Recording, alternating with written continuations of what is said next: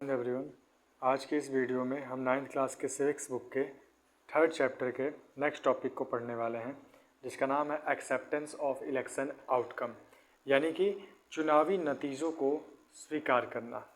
One final test of the free and fairness of election has in the outcome itself. If elections are not free और fair, the outcomes always favours the powerful. बात तो सही है। जैसा कि हम जानते हैं कि चुनाव के स्वतंत्र और निष्पक्ष होने का आखिरी पैमाना, आखिरी उसका सबूत, उसका परिणाम है, उसके नतीजे हैं। अगर चुनाव स्वतंत्र और निष्पक्ष ढंग से नहीं होता है तो चुनाव का जो परिणाम होगा, उसके दो नतीजे होंगे, वो हमेशा शक्तिशाली दल के पक्ष में ही जाएंगे। जैसे मान लो कि चुनाव हुआ और चुनाव निष्पक्ष और स्वतंत्र रूप से नहीं है, तो इस अवस्था में उस चुनाव का जो रिजल्ट आएगा वो हमेशा पावरफुल पार्टी के पक्ष में ही आएगा। जिसकी लाठी होगी उसी का भैंस होगा। In such a situation the ruling parties do not lose election. और अगर ऐसी गड़बड़ियाँ होती हैं, ऐसा माहौल रहता है, तो जो रूलिंग पार्टी है, जो शासन कर रहा है, वो कभी भी चुनाव नहीं हारेगा। तो इस तरीके से अगर चुनाव में किसी भी प्रकार का अगर चीट और अलग अलग प्रकार की हरकतें होती हैं, जहाँ पे बहुत सारे डर्टी ट्रिक्स प्ले किए जाते हैं, तो ऐसी स्थिति में शासक पार्टी चुनाव हारती ही नहीं है। Usually the losing party does not accept the outcome of a rigged election. और ये बात भी सही है कि अगर चुनाव में गड़बड़ होता है तो आम तौर पर जो हारने वाली पार्टी होगी वो कभी भी चुनाव के इस परिणाम को, उस इलेक्शन के रिज़ल्ट को कभी एक्सेप्ट नहीं करेगा। क्यों मानेंगे भाई? अगर चुनाव में जब कोई गड़बड़ियाँ हुई हैं, अगर चीटिंग हुआ है, बूथ पे कोई छेड़खानी हुआ है, वोटर लिस्ट में कुछ छेड़खानी हुआ है, या फिर अलग अलग प्रकार की डर्टी ट्रिक्स को फॉलो किया गया है, तो हारने वाली पार्टी उस चुनाव के रिजल्ट को एक्सेप्ट नहीं करेगा। The ruling parties the outcome of India's election speak for itself. और भारत में जो चुनावी नतीजे हैं वो खुद ही काफ़ी कुछ ऐसे बता देते हैं, उसके अगल बगल का माहौल ऐसा बता देता है, इस चीज़ को दर्शा देता है कि होने वाला चुनाव में किसी भी प्रकार का गड़बड़ नहीं हुआ है। The ruling parties routinely loss election in both at the national and state level. In fact, in every 2 out of 3 elections held in the last 25 years, the ruling party lost। बात सही है कि भारत में जो शासक दल हैं, चाहे वो नेशनल लेवल पे हो, चाहे वो स्टेट लेवल पे हो, मतलब कि चाहे ये चुनाव मेंबर ऑफ पार्लियामेंट का, इन लोकसभा का हो, मेंबर ऑफ लेजिस्लेटिव असेंबली या फिर विधानसभा का हो, दोनों ही अवस्था में जो उम्मीदवार होते हैं वो चुनाव को हारते हैं और जीतते हैं। और यहाँ तक कि पिछले 15 वर्ष में भारत में जितने चुनाव हुए हैं उनमें से प्रत्येक 3 में से 2 में जो रूलिंग पार्टी है वो चुनाव हार जाती है। बात समझ में आ गया? तो इस तरीके से हम कह सकते हैं, जैसे मान लो रूलिंग पार्टी 3 में से 2 चुनाव हार गया, तो अगर रूलिंग पार्टी अपने पावर का मिसयूज़ कर रहा है तो तब तो वो हारता ही नहीं। लेकिन ऐसा कुछ नहीं हो रहा है, ये भी हार रहा है। In the US an incumbent or sitting elected representative rarely loses an election. In India, about half of the sitting MPs or MLAs lost election. अब मैं बात करूँ अमेरिका में, तो वहाँ पर जो प्रतिनिधि होते हैं वो शायद ही कभी चुनाव हारते हैं। लेकिन भारत में क्या होता है कि अगर आज संसद भवन में अगर 250 या फिर 300 मेंबर ऑफ पार्लियामेंट है जो किसी एक पार्टी के हैं, तो अगले 5 वर्षों के बाद चुनाव जब होते हैं तो उनकी संख्या आधी हो जाती है। मतलब कि अगर शासक जो दल है उसके पार्टी में जितने भी लोग पिछले वर्ष के चुनाव में, पिछले चुनाव में जीत कर संसद में आए थे, तो हो सकता है कि इस बार के चुनाव में उनमें से आधे से अधिक लोग हार भी जाएं। ऐसा भी होता है। जैसे आप देख सकते 2014 के पहले जो कांग्रेस पार्टी यहाँ पे रूलिंग पार्टी थी, तो उस समय कहीं ना कहीं उनके एमपीज अधिक होंगे, तभी तो उस समय जो प्रधानमंत्री थे वो उन्हीं के पार्टी के थे। ठीक उसी प्रकार से उसके बाद 2014 में जो चुनाव हुआ उसमें बीजेपी के आए तो भाई इसके पार्टी के उम्मीदवार आ गए। फिर 19 में भी यही हाल हुआ। इस तरीके से हम कह सकते हैं कि हारना जीतना इसमें होता है, और जो बता रहा है कि चुनाव के नतीजे काफ़ी अच्छे हैं। Candidates who are known to have spent a lot of money on buying votes and those with non-criminal connection often lose election. और वोट खरीदने में जो बहुत ज़्यादा पैसे उम्मीदवार खर्च करते हैं या फिर उनके ऊपर किसी भी प्रकार का आरोप होता है और वो क्रिमिनल केसेस के तहत आते हैं तो वो तो अक्सर चुनाव को हार जाते हैं. Bearing every few disputed election, the electoral outcomes are usually accepted as people's verdict by the defeated party. यानी कि कुछ अपवादों को छोड़ दिया जाए, एक दो ऐसे ही जगह होते हैं जहाँ पे कुछ अपवादित मामले सामने चले आते हैं जिसके वजह से थोड़ा बहुत चीटिंग देखने को मिलता है, लेकिन अधिकतर जगह पे हमें देखने को मिलता है कि जो चुनाव होता है उसके नतीजे लोग हंसी हंसी मान लेते हैं. अगर वो हारते हैं तब भी ठीक है, नहीं है अगर जीत जाते हैं तब तो बहुत बढ़िया, बधाई हो जाए. तो कुल मिला के चुनाव में आने वाले नतीजे इतने स्वच्छ होते हैं, मतलब कि अच्छे होते हैं, बिल्कुल किसी भी प्रकार के गड़बड़ी के होते हैं, किसी प्रकार के डटे ट्रिक्स को फॉलो करके आते हैं. इसीलिए इलेक्शन कमीशन के द्वारा उस. जय हिंद एवरीवन. आज की इस वीडियो में हम 9th क्लास के सिविक्स बुक के 3rd चैप्टर के नेक्स्ट टॉपिक को पढ़ने वाले हैं जिसका नाम है challenges to free and fair election. यानी कि स्वतंत्र और निष्पक्ष चुनाव की कौन सी चुनौतियां होती हैं. All this leads to a simple conclusion, election in India are basically free and fair. हमने अभी तक जो कुछ भी पढ़ा इसको पढ़ने के बाद ये अंदाज़ा लगा सकते हैं कि भारत में जो चुनाव होता है वो बुनियादी रूप से स्वतंत्र और निष्पक्ष चुनाव होता है. The parties that win an election and form government does so because people have chosen it over it's rival. यानी कि जो पार्टी चुनाव जीतकर सरकार बनाती है उसे लोगों का समर्थन प्राप्त होता है, तभी जाके तो वो सरकार बना पाती है. This may not be true for every constituency. और संभव है कि हर निर्वाचन जो क्षेत्र पर यह बात लागू नहीं भी होती हो, यानी कहीं पे धोखाधड़ी हो जाता हो, कहीं पे चीटिंग हो जाता हो.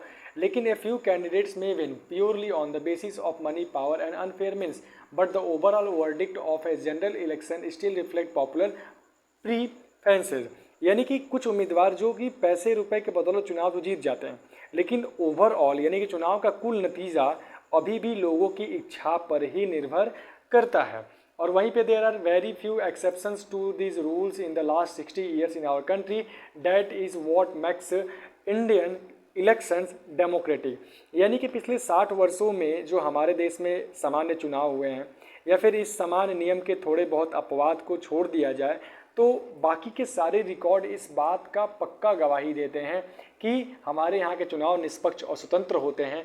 और यही चीज़ भारत के चुनाव को लोकतांत्रिक चुनाव का रूप देता है.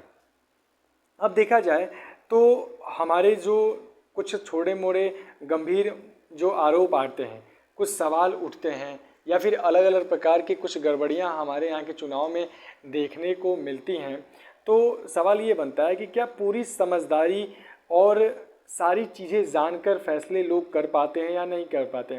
मतलब पहला, ये जो चुनाव है इसमें कैसे स्वतंत्र और निष्पक्ष चुनाव कराने के लिए कौन सी चुनौतियां आती हैं.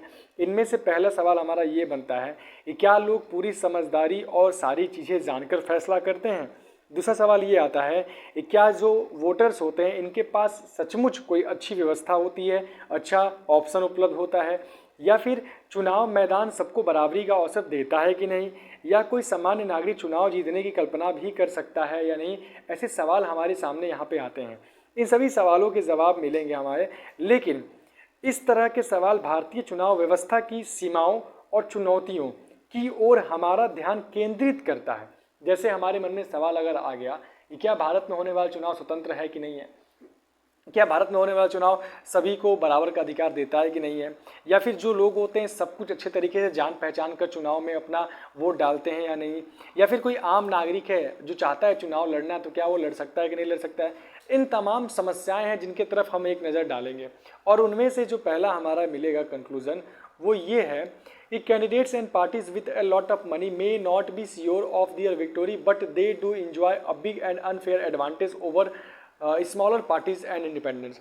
ये कुछ समस्याएं हमको देखने को मिल रही हैं कि जो ज़्यादा रुपए पैसे वाले उम्मीदवार और पार्टियां गलत तरीके से चुनाव जीत ही जाएंगे यह कहना मुश्किल है, पर उनकी स्थिति दूसरों से ज़्यादा मजबूत रहती है.